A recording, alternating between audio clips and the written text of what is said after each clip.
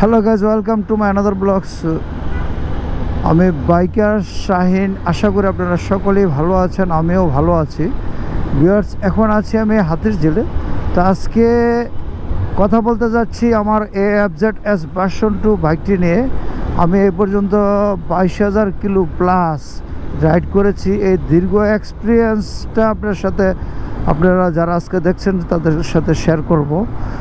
যারা এই 25 সালে এসেও এই AFZ-S ভার্সন 2 কেনার চিন্তা করছেন তাদেরকে অনুরোধ করব, ভিডিওটি না টেনে শেষ পর্যন্ত দেখুন, তারপরে সিদ্ধান্ত নেন বাইকটি কিনবেন কি কিনবেন না।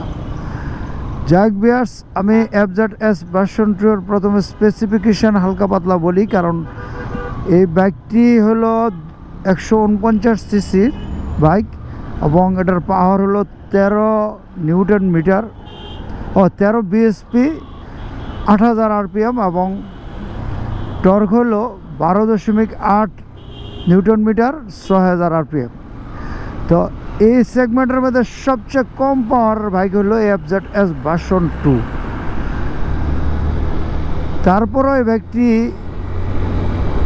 বাংলাদেশের কমিউটার সেগমেন্টের মধ্যে সবচেয়ে বেশি বিক্রিত বাইকগুলির মধ্যে একটি। আমার মনে হয় এটাই সবচেয়ে বেশি বিক্রিত বাইক।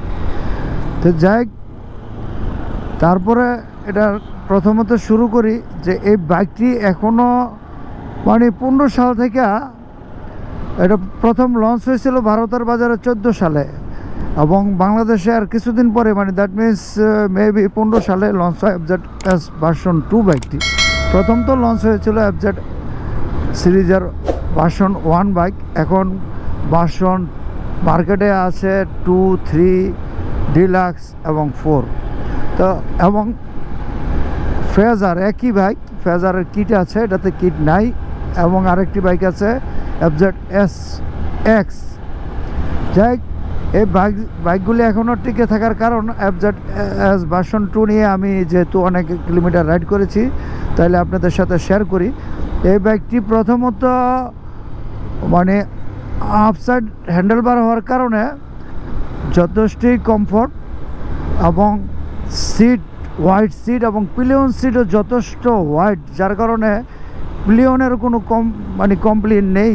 এবং আমি এই বাইক দিয়া একদিনে 400 কিলোমিটার রাইড করেছি, আমার কোনো রকম প্রবলেম হয় নাই। এবং অফরোড অনরোড 2 দিন দিয়েই রাইড করতে হয়েছে, কারণ আমি একদিনে সিলেট জাফলং থেকে সিলেট এসেছি, আর সিলেট থেকে গিয়েছি বোলাগঞ্জ থেকে রাতারগুল হয়ে এবং ঢাকাতে ব্যাক করেছিলাম। তো 400 কিলোমিটার উপরে হবে। আমার সেখানে সিলেটের রাস্তা তেমন ভালো না, যথেষ্টই ভাঙ্গাচূড়া। তো এই রাস্তাতে আমি এত কিলোমিটার রাইড করার পরে বাইকটার আর আমি ভক্ত হয়ে পড়ি। যাই, আর মাইলেজের কথা যদি বলি, ঢাকা সিটিতে আমি মেবি 40-এর রূপে মাইলেজ পেয়ে থাকি এবং ঢাকার বাইরে গেলে, যেমন আমি লাস্ট সিলেট যে গিয়েছিলাম, আমি তখন 50-এর উপরে মনে হয় মাইলেজ পেয়েছি। মনে হয় বললাম এই কারণ হলো বাইকটির যেহেতু FI গাড়ি, তো সেহেতু এটার রিজার্ভ নেই, আমি একবারে তেল শেষ করতে পারি নাই। তো আনুমানিক একটা ধারণা করে থেকে বললাম আর কি, সবাই যেভাবে FI গাড়িতে কনজাম্পশনটা বিশ্বাস করে বা মাপে সেভাবেই বললাম। যাকে হলো মাইলেজ, কমফোর্ট, এই বাইকটা আসলে কিনা হয় 1 নম্বর হলো ব্র্যান্ড ভ্যালু, 2 নম্বর হলো কমফোর্ট, 3 নম্বর হলো মাইলেজ ভালো পাওয়া যায় এবং ব্রেকিং সিস্টেম, ব্যালেন্স এবং ব্রেকিং সিস্টেম খুবই চমৎকার আপনার। এটার কারণ হলো এটার যে সামনের ডিস্ক ব্রেকটা সেটা হলো 180 mm এবং পিছনে হলো 180 mm না, 280 mm এবং পিছনে হলো 220 mm। এবং যার ওয়াইড টায়ার হওয়ার কারণে সামনের টায়ারটা হলো আপনার 100/80 এবং পিছনের টায়ার হলো 140/60। এই টায়ারের কারণে হেভি স্মুথ ব্রেক করে এবং ক্যালিপার দুইটাই বায়োবি ইউজ করছে এবং বায়োবি ক্যালিপার যথেষ্ট ভালো ক্যালিপার আমি যেটুক জানি। এই হলো এটার অবস্থা। কমফোর্টের কথা বললাম। এখন ভিউয়ার্স, আমি হাতিরঝিলের একদম লঞ্চ ঘাটে এসে পড়েছি।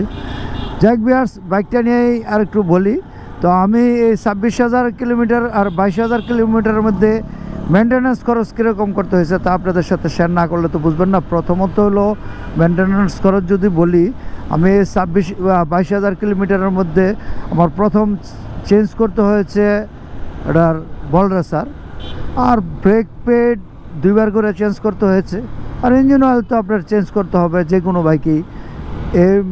আর সার্ভিসিং করেছি এ পর্যন্ত 6বার, 5টা ফ্রি সার্ভিস ছিল।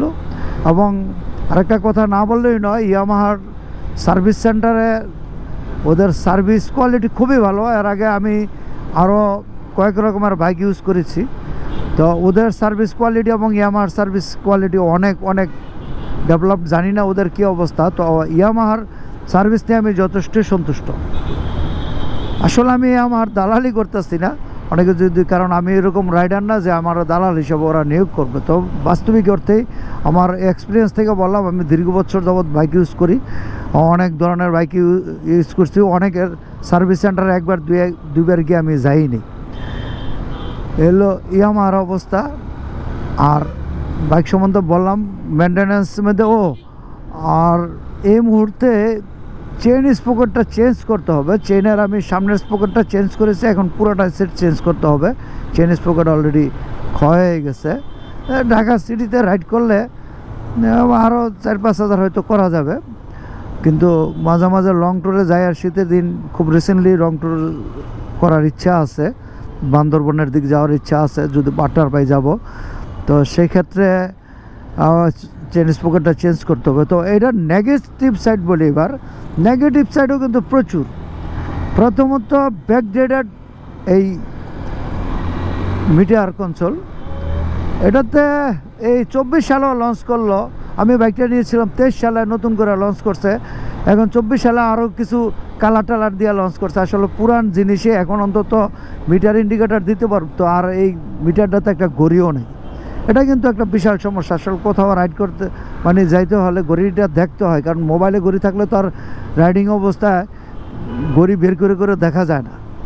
2 নম্বর হলো গিয়ার ইন্ডিকেটার দিতে পারতো। এখন মার্কেটে অনেক বাইক আসছে গিয়ার ইন্ডিকেটার এবং স্ট্যান্ড ইন্ডিকেটার, যেমন ফুড স্ট্যান্ড যদি আপনার ফেলানো থাকে বাইক অটোমেটিকলি বন্ধ হয়ে যায়। এই স্ট্যান্ডের কারণে অনেক দুর্ঘটনার শিকার হইতে হয় বাইকারদের। তো আমিও একবার এই স্ট্যান্ডের কারণে স্ট্যান্ড রাখাই চালাইতেছিলাম এবং ঠুয়া একটা খাইছি, ছোটোখাটোর মধ্যে হালকার উপরে ঝাপসা, বাইক পরে গেছিলো, তো পাও মোটামুটি চলে গিয়ে ফেলছিলাম। এলো এই আধুনিক ফিচারগুলি ইয়ামাহা ইচ্ছা করলে মিটারটাতে দিতে পারতো। দ্বিতীয়ত হলো দেখেন এটার যে হেডলাইট এই যুগে একটা হ্যালোজেন হেডলাইট দিয়ে ছেড়ে দিছে। আরে ভাই 15 সাল থেকে 10 বছরে অনেক কিছু চেঞ্জ হয়ে গেছে। বাইকের দামও কিন্তু মার্কেটে অন্য বাইকের চেয়ে যথেষ্ট বেশি। বর্তমানে বোধহয় বাইকটার দাম 2,35,000 টাকা। তো এই বাজেটের মধ্যে অন্য বাইক কোম্পানির বাইকগুলির মিটারের দিকে তাকালে আরও অনেক অনেক আধুনিক ফিচার পাওয়া যায়। বিশেষ করে আমি তো হিরোর থ্রিলার 4Bর ফিচার দেখে পুরা ফিদা হয়ে গেছি। যাই নতুন বাইক কিনে ফেলছি, এটা চেঞ্জ করতে পারতেছি না। এলো মিটার। দ্বিতীয়ত বলেন হ্যালোজেন হেডলাইট, এটা হলো পুরা নেগেটিভ দিক। তারপরে আসলে আমি বাইক তো ভালো বাইক আগে আর চালাই নাই, তো যেই কারণে বাইকটা আমার কাছে অলমোস্ট ভালোই লাগতেছে। তো আপনারা যারা বাইক কিনবেন এই বাজেটের মধ্যে মার্কেটে আরও অনেক বাইক পাওয়া যাবে। তো ইয়ামাহার একটা ব্র্যান্ড ভ্যালু আছে, যার কারণে বাইকটা এখনও 2025 সালে সহ মার্কেটে ভালোই টিকে আছে। আর আরেকটা জিনিস দেখেন ইয়ামাহার, মানে এটার কী বলবো, একই জিনিস বিভিন্ন মোড়কে সেল করতেছে। যেমন FZS ভার্সন 2, ভার্সন 3, ডিলাক্স এবং FZX ফেজার, সবগুলি বাইককে কিন্তু একই ফিচার। যেমন একটু করে মিটারটা আপডেট করছে, ABS লাগাইছে, কোনটাতে ট্রাকশন কন্ট্রোল দিচ্ছে, কিন্তু ইঞ্জিন একই ইঞ্জিন। এবং এই বাইকগুলির কিন্তু টপ স্পিড যারা চান তাদের জন্য আমি একবারে বলবো যে তারা এই বাইকের ধারে কাছেও যায় না, কারণ এটা টপ স্পিড পাবেন না। হ্যাঁ, যারা হ্যাটার্স আছে এটা কমফোর্ট লেভেলটা কমফোর্ট কিং বলতে হবে, কারণ এটার যে মনো সাসপেনশন বা সামনের যে মোটা সাসপেনশন কারণে এটা যথেষ্টই কমফোর্ট এবং ব্রেকিং কমফোর্ট কন্ট্রোল মানে অসাম। আসলে জোস ব্রেকিং, যদিও এবিএস নাই, আর যেগুলো এবিএস আছে নিশ্চয়ই আরও ভালো। তো যারা আসলে সিটিতে রাইড করতে চান, এই বাজেটের মধ্যে একটা ভালো বাইক চান, নিতে পারেন। তারপরও আমি বলবো যে মার্কেটে অনেক বাইক আছে, যাচাই করেন, দেখেন, তারপরে কিনেন। তো বিয়ার্স, হাতিরঝিলের জ্যাম আমি তারপর কথাটা শেষ করে পারলাম, ব্রিজটার মধ্যে একটু দাঁড়াবো। তা আজকে আর কথা বাড়াবো না। যারা আমার চ্যানেলটি এ পর্যন্ত ভিডিওটা দেখছেন প্রত্যেককেই অসংখ্য ধন্যবাদ, এবং অনুরোধ করবো সাবস্ক্রাইব করার জন্য, কারণ আমার চ্যানেলটি নতুন। আপনারা যদি সাবস্ক্রাইব করেন আমি উৎসাহিত হব, এবং নতুন নতুন ভিডিও আপনাদেরকে দেবো ইনশাল্লাহ।